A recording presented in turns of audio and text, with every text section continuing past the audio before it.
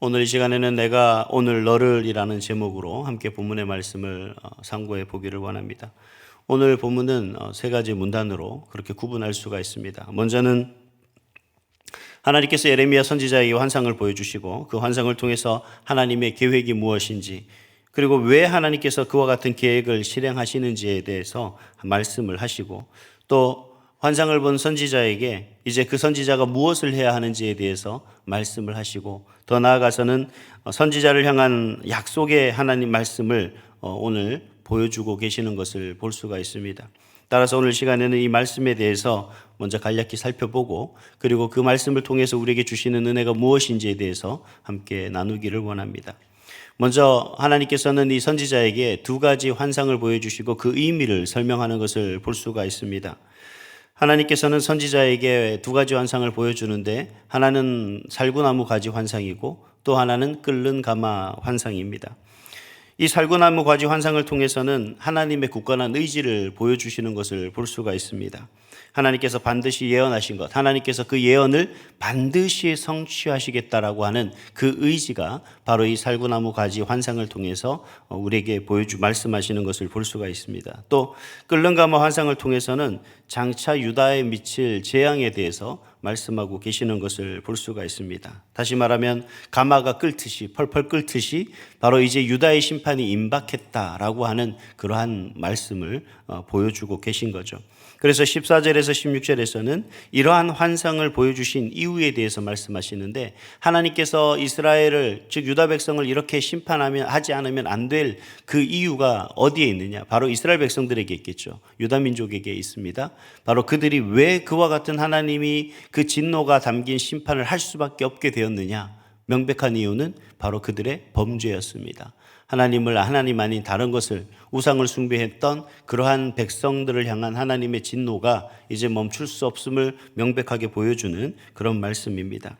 우리 16절 말씀을 같이 읽겠습니다. 16절입니다. 시작. 무리가 나를 버리고 다른 신들에게 분향하며 자기 손으로 만든 것들에 절하였은즉 내가 나의 심판을 그들에게 선고하여 그들의 모든 죄악을 징계하리라. 아멘.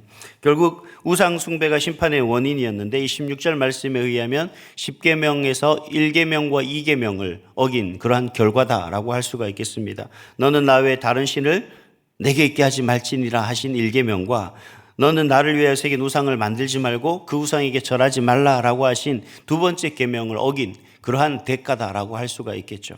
결국 하나님의 심판은 유다 백성들의 불신앙으로 초래된 것이다. 하나님의 마음이 변했거나 하나님이 그들을 사랑하지 않아서가 아니라 하나님 아닌 다른 것에 마음을 뺏기고 다른 것을 사랑하고 다른 것을 의지했던 이스라엘 백성들의 그러한 대가다라고 할 수가 있습니다. 이 모든 책임은 누구에게 있습니까? 하나님 아닌 다른 것을 섬겼던 백성들에게 있는 것이고, 하나님은 더 이상 참을 수가 없었던 것이죠. 하나님이 그들을 증오해서 미워해서도가 아니라 하나님이 그들을 너무나 사랑했기 때문에 그대로 버려둘 수가 없었던 겁니다. 그래서 하나님께서는 이 환상을 통해서 하나님의 뜻이 무엇인지 분명하게 정하셨음을 선지자에게 보여주고 계신 겁니다. 여기서 끝나는 것이 아니라 하나님은 선지자를 통해서 요구하시는 것이 있습니다. 그것이 바로 그러한 하나님의 결심, 하나님의 결단, 하나님의 심판에 대한 확신한 어떤 마음을 그 예레미야 선지자를 통해서 보여주고, 더 나아가서 그 예레미야 선지자를 통해서 백성들에게 전하도록, 그 역할을 감당하도록 그렇게 명령하시는 것을 볼 수가 있습니다. 17절을 같이 읽겠습니다. 시작. 그러므로 너는 내 허리를 동이고 일어나 내가 내게 명령한 바를 다 그들에게 말하라. 그들 때문에 두려워하지 말라. 내가 그들 앞에서 두려움을 당하지 않게 하리라. 여기서 하나님께서는 허리를 동이라 라고 그렇게 말씀을 하십니다. 허리를 동이고 일어나라, 그리고 가서 전하라 라고 그렇게 말씀을 하시는데, 허리를 동이라 라고 하시는 이 말씀의 일상적인 의미는 뭔가를 활동할 것을 준비하는 것을 얘기하죠. 우리가 어디 밖에 나가서 일을 하든 아니면 무엇을 하러 가기 전에 우리가 옷을 정확하게 입고 그러고 나서 준비를 하고 신을 신고 이제 나갈 준비를 하는 것과 같은 것입니다. 또 더 나아가서 상징적인 의미가 뭐냐면 전쟁을 치를 준비가 됐다라는 의미를 이야기하고 있습니다. 즉 다시 말하면 하나님께서는 이 예레미야 선지자에게 그가 해야 될 사명이 무엇인지 확실하게 심어주고, 더 나아가서 이제 그가 어떤 모습으로 나아가서 그 사명을 완수해야 되는지에 대해서 말씀하고 계시는 거죠. 즉 영적 전쟁을 치러야 된다는 겁니다.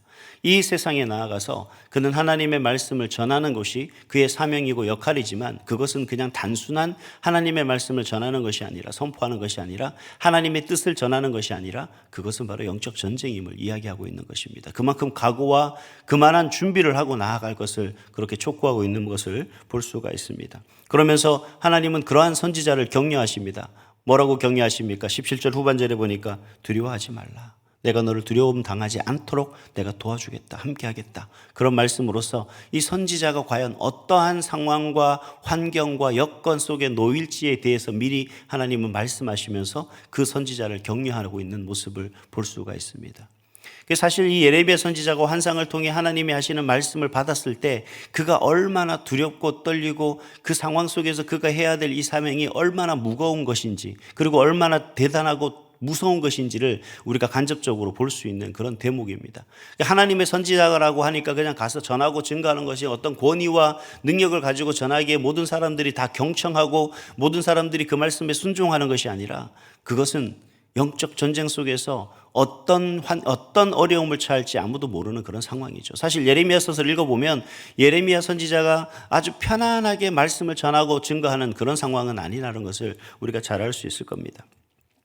마지막으로 세 번째로 하나님은 오늘 본문에서 약속을 하십니다. 어떤 약속입니까? 선지자에게 하시는 약속입니다. 18절에서 19절 말씀해 보니까 영적 전쟁터에 나아가야 될 그 선지자를 하나님께서는 철저하게 도우시겠다, 보호하시겠다. 다시 말하면 그 영적 전쟁에서 결코 패하지 않도록 하나님이 보호하시고 하나님이 지키시고 하나님이 구원하시겠다라고 하시는 그 약속을 통하여서 그 선지자가 사명을 감당할 수 있도록 하시는데 어떻게 하시느냐? 철로 만든 기둥과 노수로 만든 벽을 갖춘 그러한 요새를 하나님께서는 견고한 성을 내가 너에게 주겠다. 즉 예레미야가 그와 같은 성읍이 되도록 하시겠다라고 하는 비유로서 말씀을 하십니다. 그 어떤 것으로서 뚫을 수 없는 허물 수 없는 그러한 견고한 성읍으로 보호하시겠다. 성읍과 같이 보호하시겠다라고 하시는 그런 말씀이죠. 더 나아가서 하나님은 선지자와 함께하며 그를 구원하실 것이다 라고 그렇게 말씀을 하십니다. 그것을 통해서 하나님이 언제나 그와 함께하고 돌보시고 보호하시고 구원하심으로 말미암아 그 선지자의 사명을 잘 감당할 수 있도록 하시겠다라고 하시는 그러한 말씀이 오늘 본문의 말씀입니다. 그렇다면 이런 말씀이 과연 오늘 우리에게 어떤 의미로 우리가 받아들일 수 있을까? 두 가지로 간략하게 나누고자 합니다. 먼저는 뭐냐면 하나님의 말씀은 그대로 이루어진다라는 사실입니다. 하나님은 선지자를 통해서 하나님의 계획을 말씀하십니다. 오늘날 저와 여러분에게 하나님은 분명히 성경을 통해서 하나님의 뜻과 하나님의 계획 그리고 저와 여러분이 가져야 될 비전과 사명 그리고 오늘 우리가 살아가는 삶 속에서 우리가 무엇을 바라보고 추구하고 무엇을 의지해야 하는지에 대해서 이미 말씀하고 계신다라는 사실입니다. 북이스라엘이 아수르에게 멸망한 이유는 무엇입니까? 남유다가 바벨론에게 포로로 붙잡혀가 70년의 포로 생활을 하게 된 계기는 무엇입니까? 그들이 하나님 아닌 다른 것을 의지하고 그것을 붙들다 보니 그와 같은 삶을 살 수밖에 없겠죠. 이 요시야 왕 시대는 우리가 요시야 왕은 대단한 왕입니다. 그는 가장 먼저 큰 업적으로는 그 이스라엘 백성들의 종교 개혁을 통해서 그들이 하나님의 말씀 속에 살아갈 수 있도록 그렇게 개혁한 왕이긴 하지만 마지막 끝은 결국 그는 하나님이 아닌 그 하나님의 말씀을 어기고 자신의 영광을 드러내기 위해서 전쟁을 사다가 결국 죽임당한 그러한 왕이기도 합니다. 그런데 그러한 모습을 바라본 이 유다 백성들이 어떻게 얘기하죠? 결국 애굽을 따르고 애굽의 왕을 쫓아가는 그런 어리석은 모습들을 바라볼 수가 있습니다. 결국 뭘 본 겁니까? 하나님을 바라본 것이 아니라 우리 속에 역사하시는 하나님, 나와 함께 하시는 하나님을 바라본 것이 아니라 현재 속에 살아가고 있는 이 사실 속에 살아가고 있는 눈에 보이는 실제적인 힘에 굴복하고 그 힘을 의지하며 나아갔던 모습들을 보여주게 되는 거죠. 하나님이 지금 너무나 사랑하는 그들을 외면할 수도 있습니다. 그런데 오늘 말씀을 보면 하나님께서는 유난히도 그 예레미야 선지자를 통해서 계속해서 이야기하고 있는 것이 마침 저는 이 말씀을 통해서 보니까 그런 얘기하는 거예요. 하나님이 내가 뭘 할 테니까 제발 너 거기서 그렇게 하지 말고 꼭 내 말을 듣고 마음을 바꾸든가 내게로 돌아오든가 내 그늘 아래로 숨어라, 피하라 라고 하시는 그 말씀입니다. 그래서 이스라엘 백성 단 한 사람이라도 이 말씀을, 하나님의 그 심판의 메시지를 듣지 못하는 사람이 없도록 예레미야 선지자를 통해서 말씀하시는 것 같아요. 한기로는 내가 하나님의 말씀을 듣는다라고 하지만 만약에 우리가 눈에 보이지 않습니까? 아무리 권면하고 아무리 우리가 가르치고 교훈하고 그러지 말라고 정말 무릎 꿇고 비는 마음, 그 심정으로 그 백성을 향해서 지금 선포하고 있는 것이거든요. 근데 여전히 이스라엘 백성들은 뭘 바라봅니까? 하나님의 그런 사랑, 그리고 하나님이 가지고 계시는 그 능력, 우리에게 충분히 그러한 권능으로서 모든 것을 다 하실 수 있는 하나님에 대한 그 하나님을 망각한 채 그저 눈에 보이는 힘, 눈에 보이는 그러한 권력에 아부하고 그것을 추구하며 살아가는 그러한 모습들을 보여주게 되는 거죠. 그러니 결국 어떻게 됩니까? 심판당할 수밖에 없게 되는 거죠. 물론 우리가 오늘 말씀을 보면서 아니 우리가 살아가는 그 삶과 무슨 의미가 있습니까? 별로 그렇게 적용되는 삶이 아닌 것 같습니다라고 할 수 있습니다만 여러분 이걸 생각하셔야 됩니다. 남유다가 망해서 남유다는 무려 70년이라는 기회가 있었습니다. 하나님의 심판 이후에 다시 회복하리라고 하는 그러한 기회가 있었어요. 그런 소망이 있었습니다. 그런데 저와 여러분 오늘 이 시대에 살아가는 이 삶 속에서 이 영적 전쟁에서 저와 여러분이 패배한다면 우리가 하나님을 향한 믿음과 그 신앙을 지키지 못한다면 우리는 다시 기회가 있어요? 없습니다. 우리 영혼은 구원받을 수가 없어요. 여러분 우리는 더 심각한 시대에 정말 선택할 수 없는 그 선택 속에서 우리가 살아가야 된다는 겁니다.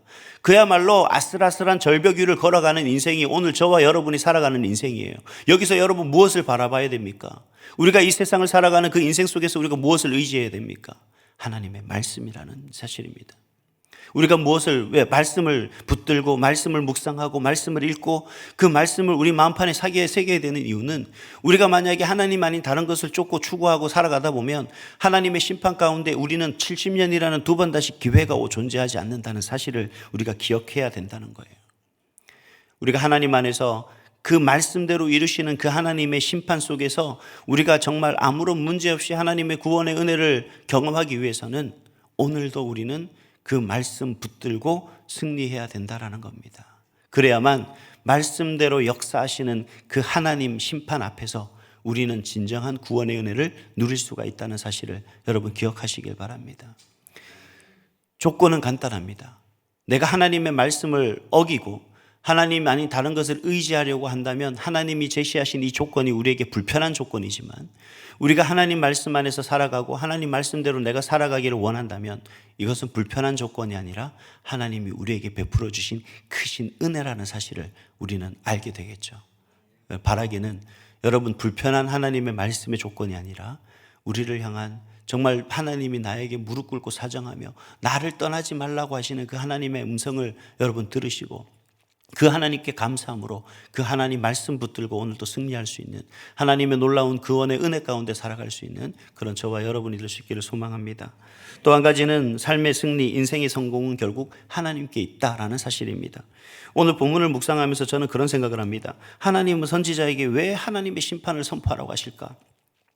왜 하나님께서는 이 선지자에게 내가 너를 견고한 성읍이 되게 하고 또 선지자와 함께하고 선지자를 보호하고 선지자를 구원하신다라고 이야기할까? 그러면서 백성들에게 왜 하나님이 그러한 심판을 자꾸 전파하라고 할까?